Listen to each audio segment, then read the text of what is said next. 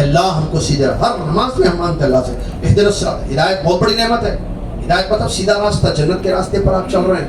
تو ہدایت کا مالک یہدی من یشاء ویضل من یشاء، اللہ تعالیٰ جو ہدایت کا مالک ہے وہ اللہ تعالیٰ کہہ رہا ہے فَإِنْ آمَنُوا بِمِثْلِ مَا آمَنْتُمْ بِهِ فَقَدِ اهْتَدَوْا. ہدایت انہی کے لیے ہے جو صحابہ کے طریقے پر دین کو سمجھیں گے.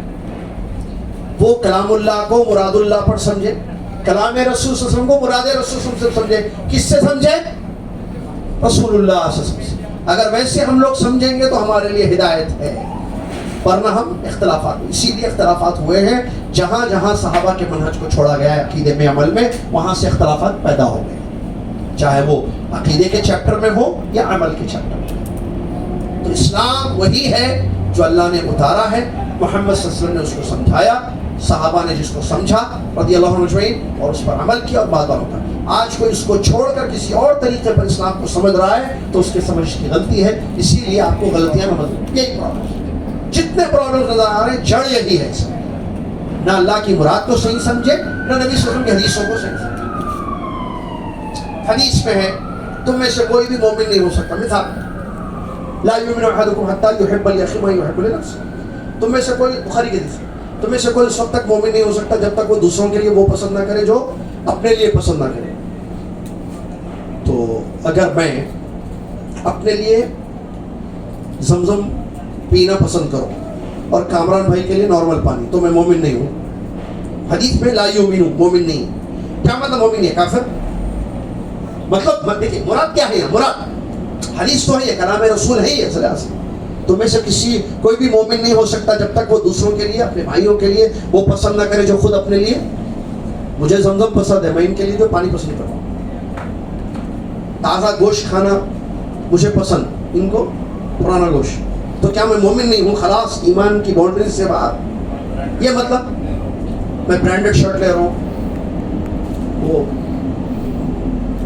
چور دار کے شرٹ ان کو، تو کیا میں مومن نہیں ہوں؟ یہاں ایمان کی نفی ہے نا. یہاں لا یؤمن، مومن نہیں ہے. کیا مطلب؟ کامل مومن نہیں ہے، یہ مراد ہے. مراد ایسا نہیں کہ کافر ہو جاتے ہیں. کامل پکے مومن نہیں ہے آپ. پکے مومن اس وقت بنتے ہیں جب اپنے بھائیوں کے لیے وہ پسند کرو جو خود آپ اپنے لیے. کب پکے مومن ہیں یہاں؟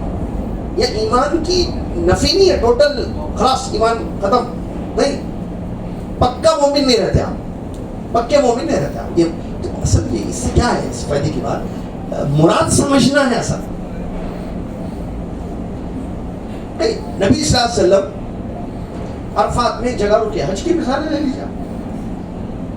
نبی صلی اللہ علیہ وسلم ایک جگہ رکے، اب وہیں جا کر رکیں گے تو عرفات کا وقوف ہوگا. اچھا وقوف عرفہ کا مطلب کیا ہے؟ وقف کیا کہتے ہیں عربی میں؟ حدیث میں وقوف ہے نا، وقفہ کھڑے ہونا. اگر کوئی نہیں ٹھہرا عرفات میں جا کے بیٹھ کے آیا خالی، ہاں ہوتا نہیں ہوتا حج. حدیث میں وقفہ ہے. ارے بھائی مراد سمجھو پہلے. حدیث کا فہم ہے آپ کے پاس؟ حدیث کو سمجھنا ویری امپورٹنٹ، تب آپ صحیح سمجھیں گے. وقفہ کا معنی کیا ہے؟ ٹھہرنا. ٹھہرنے کا یہ مطلب نہیں ہے کہ اگر کوئی بیٹھے گا تو اس کا وقوف نہیں ہوگا عرفات کا. عرفات میں ٹھہرے. بات سمجھ. ایسی کئی چیزیں نبی صلی اللہ علیہ وسلم نے نماز کہاں پڑھی، نبی صلی اللہ علیہ وسلم نے حج میں کچھ کہا.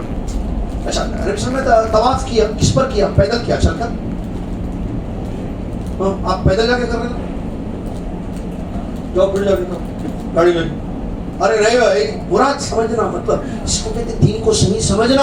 اب یہاں وہ حدیث مجھے یاد آ رہی ہے، میں ختم کیا ٹائم ہو رہا ہے، بسا ہونے والی ہے. چل ختم، بس یہ حدیث سن لیجیے، ختم اس کو بس. الحمدللہ کافی ہوگی بات.